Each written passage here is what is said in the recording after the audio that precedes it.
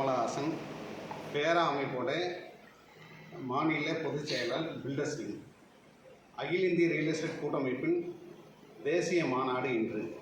So இந்த மாநாட்டில் இப்போ ஃபேராவோடு சேர்ந்து இப்போ RNI Real Estate.com அப்படின்னு சொல்லிட்டு ஒரு ப்ரைவேட் லிமிடெட் கம்பெனியை உருவாக்கியிருக்கோம். இந்த கம்பெனியில் எதுக்காக இந்த கம்பெனி உருவாக்கப்பட்டது என்றால், சாதாரணமாக இருக்கக்கூடிய மக்களுக்கு ரியல் எஸ்டேட் சார்ந்து நிறைய சந்தேகங்கள் இருக்கும். துறை சார்ந்த சந்தேகங்கள் பொதுமக்களுக்கு இருக்கும், துறையில் இருக்கவங்களும் இருக்கும். ஃபார் எக்ஸாம்பிள் சொல்லணும்னா, ஒரு ப்ராப்பர்ட்டி இருக்குது, அந்த ப்ராப்பர்ட்டியில் கோர்ட் கேஸ் இருக்கா அப்படின்னு சொல்லிட்டு ஈஸி போட்டு பார்த்தா தெரியாது.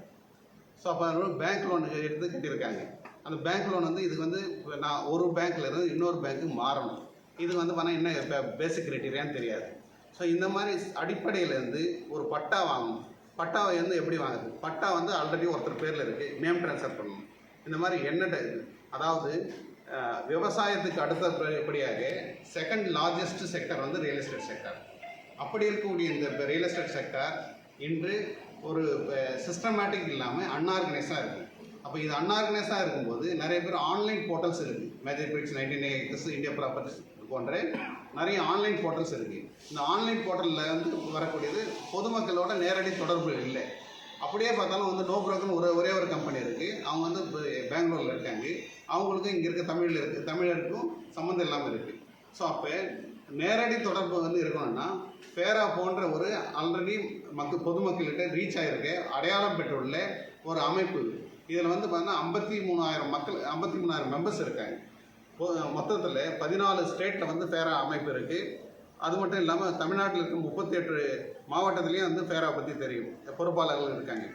இவங்களெல்லாம் ஒரு ஹப்பு மாதிரி, அதாவது online digital media, online portal மாதிரி அது பண்ணால் இப்போ ஃபேராவோட ஆன்லைன் மீடியம். ஸோ இது வந்து நமக்கு வந்து இப்போ RNI Real Estate.com வந்து செயல்படும். அதனால் ஃபேராவோட சேர்ந்து செயல்படும் போது இதில் யாரெல்லாம் பலன் பெறுவோம்னு பார்த்தா, ஒரு பில்டரோ இல்லை லேஅவுட் போடுற டெவலப்பரோ அவருடைய ப்ராப்பர்ட்டி எடுத்து போயிட்டு வந்து இப்போ RNIயில் போடும்போது பதிவு செய்யும்போது ஒட்டு மொத்தமாக இதில் கவர் ஆகிடும். நீங்கள் போய் ஒவ்வொருத்தர் தனித்தனியாக பார்க்க வேண்டிய அவசியம் இல்லை. அது இல்லாமல் வந்து சர்வீஸ் ப்ரொவைடர்ஸ் 90 விதமான சர்வீஸ் ப்ரொவைடர்ஸ் இருக்காங்க. இப்போ சிவில், எலக்ட்ரிக், பிளம்பிங், பெயிண்டிங் அந்த மாதிரி மல்டிபிள் கேட்டகரிஸ் இருக்குது. ஒவ்வொரு வெர்டிக்கல்லையும் நான் எத்தனை பேர் வேணாலும் இருக்கலாம். அதில் யார் வந்து ரேட்டிங் ஸ்டார் ரேட்டிங் ஜாஸ்தி வாங்கியிருக்காங்களோ அவங்கள பொதுமக்கள் வந்து செலக்ட் பண்ணுறது ரொம்ப ஈஸியாக இருக்கும். செகண்ட் பாயிண்ட்டு, இப்போ வந்து ஒரு ஏஜென்ட் இருக்காங்கன்னு வச்சுங்களேன். ஏஜென்ட் போய்ட்டு வந்து பார்த்தா இப்போ மக்கள்கிட்ட வந்து அவங்க க்ரெடிபிலிட்டி கிடையாது. எப்படி நம்புவாங்க? அப்போ இது ஃபேராவோட ஆத்தரைஸ்டு பர்சன் அப்படின்னு சொன்னால் அவங்களுக்கு ஒரு நம்பிக்கை கிடைக்கும். இந்த சர்டிஃபிகேட்டோடு வந்து பண்ணலாம். அது இல்லாமல் ஒரு ஜாயிண்ட் வெஞ்சர் பண்ணோம், கான்ட்ராக்ட் பண்ணோம் அப்படின்னா இதுக்கு எல்லாமே வந்து பார்த்தா இப்போ இந்த ரேஷியோ இப்படின்னு சொல்லிட்டு நம்ம ஒரு சட்டத்திட்டமோ வழிமுறையோ ஃபேராவில் இருந்தால் மக்கள் வந்து பார்த்தா அந்த தங்குதடை இல்லாமல் தயக்கம் இல்லாமல் இதில் வந்து பார்த்தா செலக்ட் பண்ணலாம். அது இல்லாமல் ஒரு வந்து இன்வெஸ்டர்ஸ் வராங்கன்னு வச்சுங்களேன். இன்வெஸ்டர் வந்து அவங்க எந்த ப்ராப்பர்ட்டி செலக்ட் பண்ணலாம் அப்படின்னு சொல்லிட்டு அவங்களுக்கு வந்து பயம் இருக்கும்.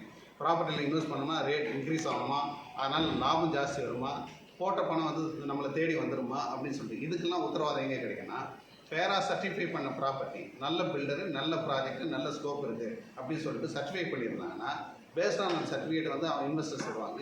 இன்வெஸ்டர் வந்து அவங்க எவ்வளோ அது வந்து எவ்வளோ ரிட்டர்ன் வரும், அதை அஃபிலியேட் பண்ணுற அஃபிலியேட் கமிஷன் எவ்வளோ கிடைக்கும். ஸோ அப்போ இதெல்லாம் சம்பந்தம் ஒரு நம்பிக்கை வரும். இது சம்மந்தம் இல்லாமல் பொதுமக்களுக்கு தேவையான சந்தேகங்களை நிவர்த்தி செய்கிறதுக்கு ஒரு முழுமையான வந்து பார்த்தா ஒரு எந்த மீடியம் இல்லை. ஸோ அதுபோல் இப்போ இன்றைக்கி நாங்கள் போயிட்டு வந்து இந்த அமைப்போட மாநாட்டிற்கு CMDயோட மெம்பர் செக்ரட்டரி இன்வைட் பண்ணோம். அப்போ 4 ஆண்டு காலத்தில் அவர் சாதித்தது, CMD சாதித்ததுன்னு சொல்லிட்டு ஒரு லிஸ்ட்டு கொடுத்தார். இதெல்லாம் வந்து பார்த்தா வெறும் ஒரு வெப்சைட்டில் மட்டும் இருந்தால் வந்து பொதுமக்களை போய் சேரணும். அப்போ தான் வந்து விழிப்புணர்வு ஜாஸ்தி வரும்.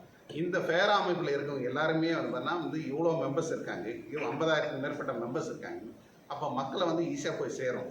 மக்களுக்கும் வந்து ஒரு விழிப்புணர்வு இருக்கும். அவங்களுக்கு ஒரு வேளை சந்தேகம் வந்ததுன்னா என்ன பண்ணுவாங்கன்னா, இதில் ஃபோரமில் டிஸ்கஷன் ஃபோரம்னு இருக்குது. அதில் மக்கள் கேள்வி கேட்பாங்க, அது மெம்பர்ஸ் ஆன்சர் சொல்லுவாங்க. அது மட்டும் இல்லாமல் துறை சார்ந்த வல்லுநர்கள், எக்ஸ்பர்ட்ஸ் இருக்காங்க. பையன் வந்து பார்த்தீங்கன்னா வந்து வாஸ்து எக்ஸ்பர்ட், பெயரில் பேரரசு, அவரை தெரியாதவங்களே கிடையாது. எல்லா டிவிலையும் ஒரு பீரியடில் வந்து எல்லா டிவிலையும் வந்தவர் வந்து கொண்டு இருப்பார். மக்களுக்கு இங்கே தமிழ்நாடு மட்டும் இல்லை, அயல்நாட்டிலையும் வந்து பார்த்தா அவருடைய கன்சல்டன்ட் கேட்டு இன்றைக்கி வந்து பார்த்தா பல அமைச்சர்கள் வந்து உருவாக்கியிருக்காங்க. அப்படி வந்து வல்லமை பெற்ற அவரெல்லாம் வந்து பார்த்தா அவங்க அந்த கருத்துக்களை தெரிவிக்கும் போது வாஸ்து சம்மந்தமாகவோ, மனையடி சம்மந்தமாகவோ, பெயரில் சம்மந்தமாகவோ அவருடைய கருத்துலாம் வரும்போது பொதுமக்களுக்கு ஈஸியாக ரீச் ஆகும். அந்த மாதிரி துறை சார்ந்த வல்லுநர்கள் வீடியோ இருக்கும். இப்போ நம்ம அமைப்பு போன்றவங்க வந்து பார்த்தீங்கன்னா அரசாங்கத்துக்கு கொடுக்கக்கூடிய அறிக்கைகள் வந்து போய் சேரும். இதெல்லாம் பொதுமக்களுக்கு வந்து பார்த்தீங்கன்னா தெரியுது, பிளாக்ஸ் மூலயமா தெரியப்படுத்துவோம். ஸோ வீடியோ மூலயமா தெரியப்படுத்துவோம். இதெல்லாம் வந்து மக்களுக்கு போய் சென்றடையும். Okay sir. என்னுடைய பேர் கமலஹாசன், ஃபேரா பில்டர்ஸ் விங்கோட மாநில பொதுச் செயலாளர் கமலஹாசன். உங்களை பற்றி சார்? சிவி ராஜராஜன் சரி, தேங்க்யூ சார். 2 நிமிஷம் நீங்கள். இது ஒன்றும் இல்லை. இது வந்து பார்த்துட்டிங்கன்னா கூகுள் மாதிரி எப்படி கூகுள் மேப்பை வச்சு கூகுளில் நம்ம கேட்குறோமோ அதெல்லாம் நமக்கு வந்து கிடச்சிருது. அது மாதிரி ரியல் எஸ்டேட்டில் வீடு கட்டுறதுக்கு ஒரு கூகுள் மேப்பு மாதிரி இந்த ஆர்என்ஐயில் அடித்து நீங்கள் கூகுளில் அடிச்சிட்டிங்கன்னா பட்டா வாங்குறது எப்படி, வீடு கட்டுறது எப்படி, லேண்டு காஸ்ட் என்ன இருக்குது, கோர்ட்டு கேசஸ் என்ன இருக்குது, அதெல்லாம் தாண்டி இதை வந்து எப்படி வாஸ்துப்படி கட்டுறது, இதை நாம் வந்து கைட் பண்ணுவோம். 100% வாஸ்துப்படி எப்படி கட்டுறது. ஒரு குடும்பம் வாழ்க்கையில் சந்தோஷமாக மகிழ்ச்சியாக வாழணும்னு அவங்க வாழ்க்கையில் வீடு 100% வாஸ்துப்படி இருக்கணும். எல்லாரும் பணத்தக்க சம்பாதிக்கிறோம் போகிறோம். பெரிய பெரிய தொழிலதிபர்கள் நடிகர்கள்லாம் நம்ம பார்த்துருப்போம். அவங்கெல்லாம் என்ன பண்ணுவாங்க, நல்லா இருக்க ஒரு வீடு இருப்பாங்க, ஒரு வீடு கட்டினதுக்கு பின்னாடி பெரிய சிக்கலுக்கு ஆளாயிடுவாங்க. அப்படி தான் நம்ம வந்து ஏற்கனவே நம்மளுடைய சின்ன கலைவாணர் விவேக்குடைய வீடு பார்த்துட்டிங்கன்னா அவர் வீடு கட்டினதுக்கு பின்னாடி அவரே தொலைச்சிட்டார். அவருடைய குழந்தை இறந்து போயிடுச்சு.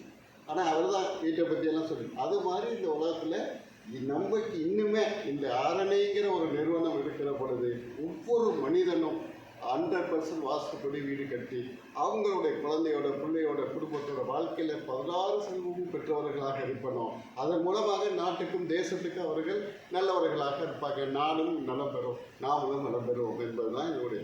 Okay sir. தேங்க்யூ.